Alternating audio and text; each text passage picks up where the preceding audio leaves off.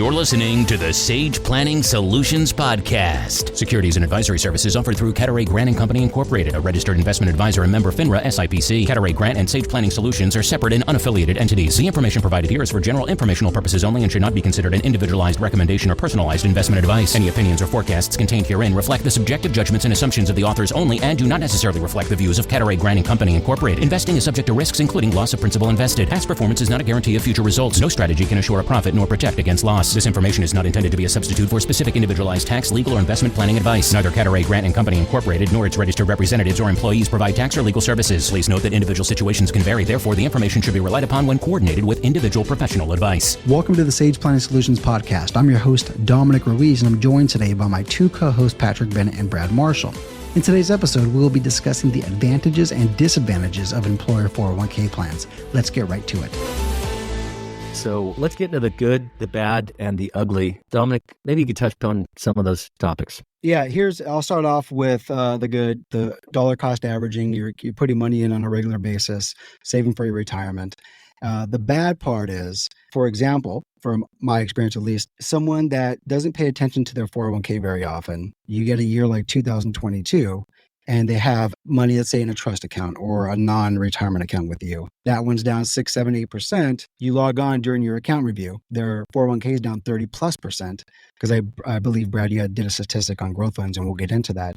But let's say their 401k is down 30%. The portfolio they have with you is down 5 or 6, 7%. They feel the pain in the account with you significantly more than they do that 401k. That behavioral bias for me, I can never understand it.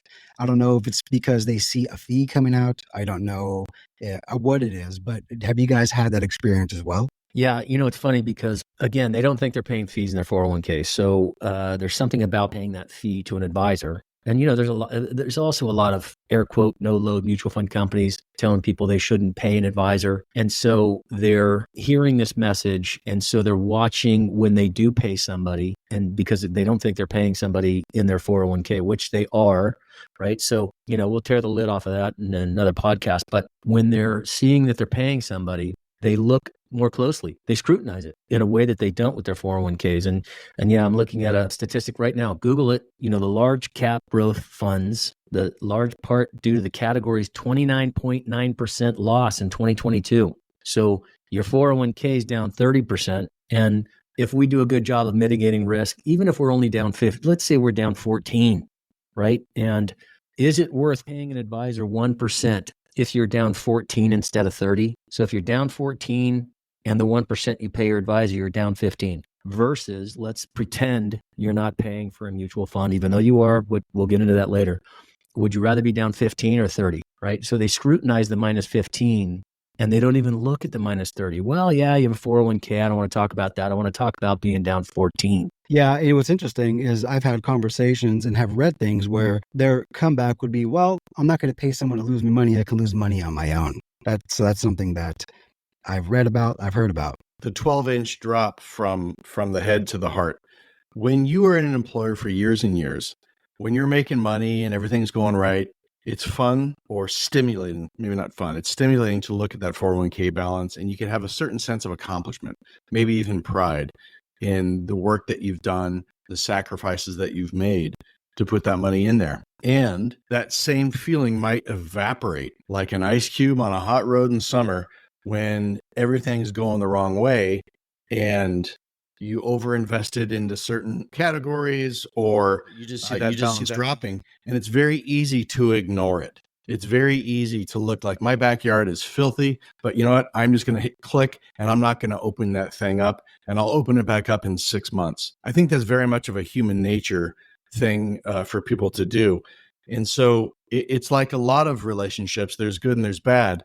With this one, with your 401k, if you've been there for years and years and years, the first guy that we talked to, Louis the Loser, he doesn't change his behaviors. He just puts the same percentage in every single paycheck. So he's getting 24 contributions a year.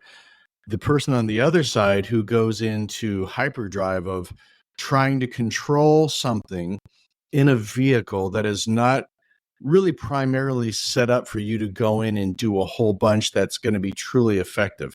The 401k provider has to give you the ability to do things like trade and go to cash and give you maybe 12 or 15 different options on what to do with it. But at the end of the day, anybody who knows, who has been around long enough, this is not how you do it. And so there's the fallacy on both sides. The first is, hey, I put money in there. I felt like I accomplished something, and I'm only going to look at it when it's up and I'm going to ignore it when it's down. And then there's on the other side, which is action bias. I need to do something. I need to get out of this and go into this.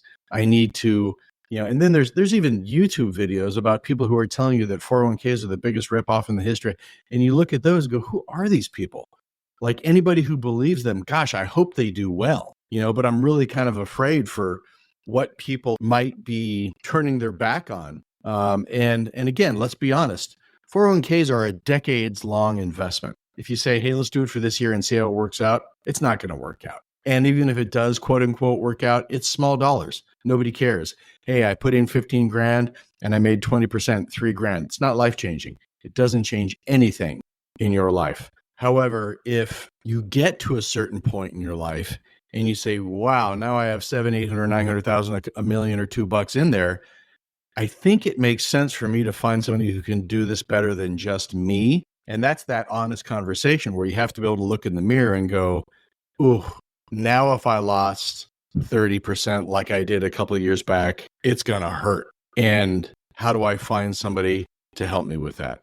So, right, we all respond to incentives positively, even negatively, and we all respond to avoidance of pain. And so, a 401k is just not a great vehicle to address either of those two things. We could go on and on about being subjected to have to invest into asset classes that are going to be losers for a half a decade. We could talk about, hey, 30% of your portfolio costs 2% to own. 20% of your portfolio costs 0.5% to own. Your blended rate of cost is 2.37%. Plus there's administrative fees that you don't even see, that, the employers aren't doing these programs for free. They're expensive to administrate. You have to have these administrators go in and keep them in compliance. There's a lot going on behind the scenes. So if you're out there listening, thinking, when does this make sense for me? You find someone who you could look eye to eye with and have them look this thing over. We look at people all the time and we say, how are you doing with your 401k? And if they're of the age where, hey, I'm getting this benefit, I'm putting this in, can you help me with my allocation? Sure, I'd be happy to consult you on that. But keep it where it is. You're doing great. Don't change a thing. Let's touch base once a year. Keep it where it is. And then there's this is the other end of the spectrum. I have 5 401ks out there that have been dragging, along out there since the late 80s, and I don't really know what any of them are doing. You, my friend, are a prime. You should call Dominic Ruiz right now and have that guy do the math. And, we're not even going to tell you what the expenses that you've been paying, because you might not ever return the phone call, because that news is going to be so depressing. But there's a lot that financial advisors can do for you. And in terms of whatever they're costing, nothing's free. The only free thing in the market is diversification. You can easily buy an S&P 500 for that, and then you'll get your portfolio to be diversified. But if there's value in what you're paying for, fine. Whatever that is perceived, it's going to be what it is. So if you're happy paying what you're getting and the limited options that 401ks do have, and you're no longer contributing to that, then stick with it. There's many times where I would have a conversation, and like you said, Pat, there's 3, 4, 5 different 401ks out there. You ask them, what do you own? I have no idea. How long have you had it? It's been sitting there. I left there 20 years ago. Why? How come you haven't consolidated that with your current 401k? Oh, they didn't let me. So what's the plan for that? I don't know. So I think that it makes a lot of sense to work with somebody to either help you consolidate that. Ask your employer, are you allowing 401k rollovers from prior employers? And if they are, great, consider doing that. But I think it's very important for folks to have a handle on what they own, why they own what they own, know what they're paying for, and see, okay, am I going to get a value for this? Instead of just abandoning things. And then also the limited options that guy had mentioned in 401ks. I think after the financial crisis, the options on 401ks got taken down substantially. Because I remember there was a American Funds Euro Pacific fund that got absolutely annihilated in the financial crisis. And I had met people when I was first starting out that had their whole 401k on it because they would tell me the track record on this thing is just amazing. And it just got absolutely beat up. Okay, so what you just said after the financial crisis, the poster child for why 401ks had to go through a complete reversion, they had to be dumbed down. And a lot of this had to do with that poor gal who was from Abilene, Texas, who worked for Enron. And guess where she had 100% of her allocation to? It was in company stock. And so what that did is it basically, once things go in front of Congress, it's going to change. So it had to go from something a little bit more dynamic to something, okay, here's a plan. It's cheap. It's dumbed down. And by the way, the employer needs to shield themselves from an employee coming back and saying, why didn't you warn me? Why did nobody tell me? Why did you let me invest in that fund? Why did you let me invest in this? So now they have to give you something that they're going to dress up with vernacular and purple prose. And they're going to say, this is how institutions manage money. This is how, and they're going to dress all this stuff up. But the reality is it's kind of like government work. We're going to give you the easiest to access, the cheapest to buy, and the easiest to keep in compliance.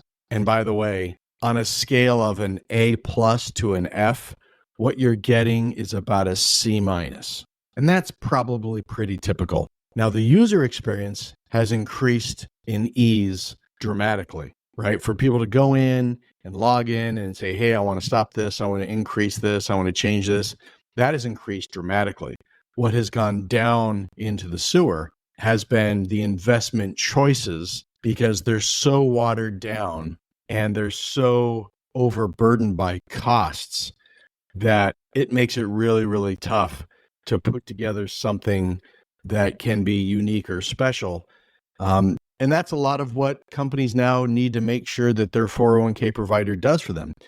We don't want anybody doing anything unique or special because we don't want to get sued by somebody who doesn't have the wherewithal to look after themselves financially. Now, let's be honest. The one thing about 401ks nobody really talks about, besides the fees, is how much money these mutual fund companies are making. I don't know. I think I read a statistic. There's like $6.5 to $6.9 trillion sitting in 401ks. I mean, even if you're making basis points off of that, that's billions and billions of dollars that people are making, which are these mutual fund companies. Can I take the other side of that coin? Of course. I don't care how much they're making, as long as everybody is getting the value for what they're buying. I would pay a financial advisor 10% if he was making me 40. I have no problem with that, right? And I think a lot of people would agree with that in principle. Just like private equities and hedge funds, they got the 2 and 20, and then they have the 1% to 3% management fees. Yeah, the more I make, the more they make. I'm okay with that. There is no value add to a 401k. Zero. Fidelity has a great, their net benefits login is incredibly much more simplified to use, which is great. So there's some value add there. But when you look at what the employer allows or is willing to pay for in terms of a service for their employees, that's where things get a little bit tricky. I probably look at 20 or 30 of these a year when people will say, hey, can you help me with this? And rarely have I seen one that goes, wow, this is really great. You're really set up for success here. Because the older that you get and how you perceive money changes from how it did 15 years ago, you're not really going to have the set of tools that you're going to need to satisfy what's coming. Not what's behind you and where you are now, but what's on the horizon. The prospect of growing old in America is becoming really, really daunting. Yeah, well, you said it earlier, which is if you've got $15,000 invested, a 20% move isn't going to move the needle either way. But when you build up a solid portfolio, 20% could be a lot of money. And so the bigger and the closer you get to needing that money, the more you're going to need somebody who knows what they're doing and can navigate this stuff, right? We've talked about passive versus tactical investing a lot. And Dominic that's Dominic's cup of tea. And that's we said the good, the bad, and the ugly. One of the bad is that the only options you have in there are passive investing. Unless you get in there, roll up your sleeves, move things around yourself, then I've never had a client that actively managed their own 401k. Now, we help our clients. We'll make some recommendations or we'll do a review. But, it's funny, and I use Google all the time because I don't want people who are listening to think that we're just making this stuff up. Oh, yeah, well, you can make yourself sound great. Hindsight's 2020. Average rate of return on the 401k over the last 5 years, the 3-year return is minus 14%. So the 4 and 5 year returns, and this is another phenomenon, after a down year, 2022, we'll have clients call in 2023, right? And by the way, tech stocks and some more assertive growth stocks started dropping in the middle of 2021, right? One of the flagship technology and innovation funds that everybody listens to and everybody owned got annihilated in 2021, even though the markets were up. So if you take a 3-year return and you look at your 401k and it's negative over 3 years, the clients call us after a down year and say, hey man, we're not getting the returns we're expecting. Well, you made money in 2021, you lost money in 2022, we're recovering in 2023. If you look at your 401k, you're going to have a negative return. And if we do our job and we mitigate risk, right? If we lose 14, as I said earlier, instead of 30, we recover much more quickly, et cetera. So the math makes sense. So the good, we've talked about the good, right? All of the things in the first half of this podcast, but the bad and the ugly are: the bad is your limited choices, passive investing. You're not going to get in there and make some wise decisions. And then the ugly is that you're not getting any value for your buck because you are paying, whether you think you are or not, you're paying. And then your passive investing, when the market's down, if you're not doing something about it, you're going to get swept up. So Brad, I think one of the funds that you're mentioning, I'm familiar with, and it's still down 68% from its all-time high in February of 2021. And everybody listens to this, everybody piles money into that fund. And we get new clients all the time, right? When they come in and they've done what they did. And so, of course, we don't, yeah, right? Pat, you talk about that a lot. It's like, we're not here to beat you up, but when it's fear and greed, it's the whole thing. And when the it's going haywire, everybody wants to buy crypto, everybody wants to buy, all this fancy new shiny thing. And Dominic, you just said it. It's still down 68%. 68. Yeah. When you lose 70%, you need to more than double your money just to get back to even. A normal market cycle, that's a decade, right? How long did it take people, passive investors who invested, you got to beat the market. Okay, we'll stay in the market. From Q4 2007 to Q1 2009, Dominic, the S&P was down, 57? How long did it take for passive investors, the S&P 500, to get back to even? Yeah, at least 6 years. There's something that needs to be said here.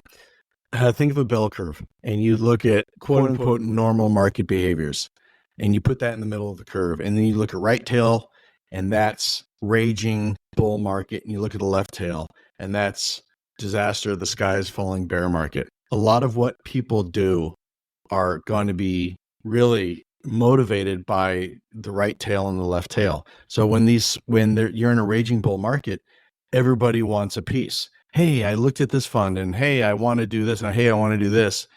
And we're constantly in this, you need to beware because you may make a little bit of money in the short term, but if you load the boat, look out, right? Don't load the boat, load the ark, right? When it's extreme bear market behavior, people want to cover their vitals and say, I can't take it anymore. And we say, well, it's the opposite of beware. What does Warren say? When others are greedy, be fearful. When others are fearful, be greedy. Who was it? One of the Templetons, I think, when Napoleon was getting destroyed at Waterloo, he says, he went in, he was a major buyer on the London stock market because he says, hey, there's blood running in the streets. Everything's going to be on sale. So these are easy, cute little sayings that we could say when everything's rational. When markets get irrational, all of us have to take a moment, pause, and reflect. And as financial professionals, gosh, I hope that we have a really good relationship with our clients, because that's when we're going to have hard conversations, and we're going to get to know each other better, one way or the other. Yeah. If we don't know our clients very well, the advice we give during good markets, it's worthless. Just keep doing what you're doing. What are we really going to say? I'm not going to add anything. But when markets are extremely good, we need to say, hey, we've seen this happen before. We've seen this story. What would make sense to you right now, that we just kind of cover our eyes and plug our ears and hope this kind of keeps going? Or should we take some money off the table and de-risk? Conversely, hey, we've seen this before. We've seen when markets are falling apart. What does this feel like to you, right? Always darkest before the dawn. Our stomachs are killing us. They're in a knot. We don't like seeing our clients in pain, whether it be imagined or otherwise. So I think all this kind of comes down to is find somebody who you can look eye to eye with and say, here's what I got. Here's where I am. How can you help? Exactly. Some of the things that you had said, Pat, during markets like we're in right now in 2024, coming out of a year like 2023, every time I'm talking with a client or prospective client, I'm asking, okay, so how do you feel about the market today? Because I want to know how they feel, not so much what their thoughts are, because they're going to make a decision based on how they feel. And I'm getting them prepared for a correction all the time. And when the market's raging, I'm trying to take a contrarian approach to what's happening. Okay, if the market starts to correct, how are you going to feel about that? Well, I don't want to give back everything the market's given me over the past 14, 15 months. Okay, great. So what do you have in mind? I want to know how they're feeling about what the market's doing right now, the economy. And a lot of folks still believe it's one and the same. The economy is a market and the market's the economy, and they're not. They're two different animals altogether. But when times are bad, I'm also talking about, okay, the market's down X, Y, and Z. This is how much you're down. How are you feeling about that? So if the market's down 10, they're down 2 or 3. I want them to always be aware that risk management is at the forefront of everything that we do, because you can hit a grand slam one year. The following year, you might give all of that back and more. We've seen that time and again. But I would rather manage risk, have a lower drawdown, and then when the market starts to recover, we have a higher starting point than just holding on, hoping. And I don't want to have the conversation where a lot of people had coming out of the financial crisis of, don't worry, you're a long-term investor. It will eventually come back.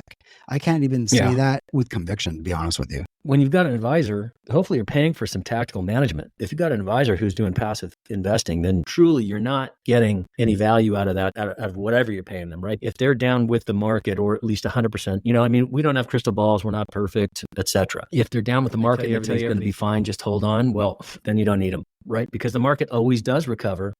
Because if you mitigate risk, you're going to outperform on the upside. But Dominic, you also touched on a great point, because risk mitigation, when the market's going straight up, our clients look at us and scratch their heads like, what are you doing selling? Like, why are you taking money off the table? The market's going straight up. Well, we don't know when the day the market's going to start dropping. So we start taking profits off the table when we know it's getting overheated. We know it's getting a little frothy. You made a bunch of money on the upside. Let's start protecting some of that. Let's start putting some of that into dry powder so that we've got some buying power when the market does drop. Right. And for investors that have always been do-it-yourself investors, that type of strategy, very new to them, because they've always been so used to being fully invested and just going up and down with the market. So I think they have a hard time adjusting to that. What is risk management? Well, I've always held my investments for a long time. It's worked out well. But if you're selling into a market, there's so many different probabilities, because the market's all about probabilities. It's not a gamble like some people say, because if you go to Vegas, you put it on black, you lose, you got to put down another X amount of dollars. Whereas if the market goes through a correction or a crash and you have good quality companies, there is a probability that you're going to make the money back. I'm not going to say with certainty because we can't say that, but the market is based on probabilities and seasonality. So there are certain times of the year where the markets are strong.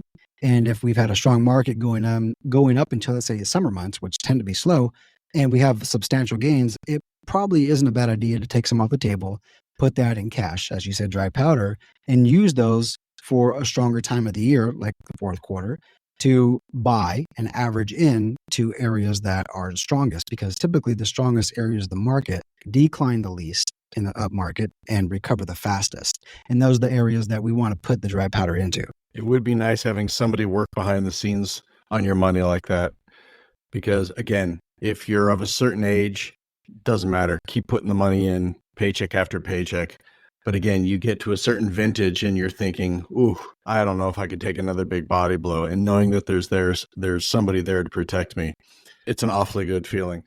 Okay, guys, any final thoughts as we focus on the original topic, 401ks, the good, the bad, and the ugly?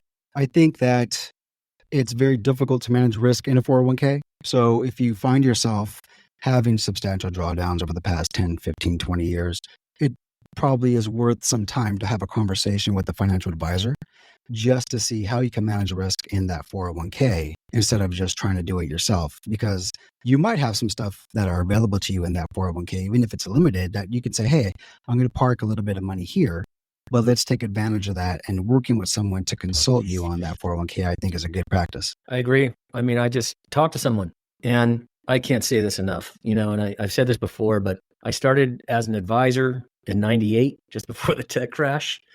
I started my independent practice in 2005, just before the Great Recession. People's experience matters, right? We all have federal and state licenses. We all know our stuff, but working with somebody who's been through the trenches, who's got experience, makes a huge difference, right? Especially given since the Great Recession, the market, there's been some bumps, right? 2022 was rough. COVID was rough.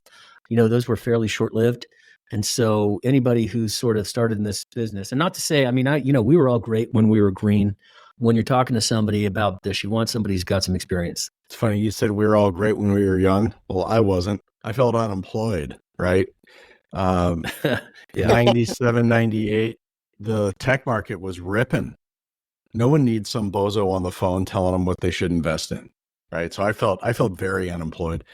I guess the thing that sort of guided me in terms of a guiding principle is that I wanted to take care of people. This right down to the nuts and bolts, to the DNA.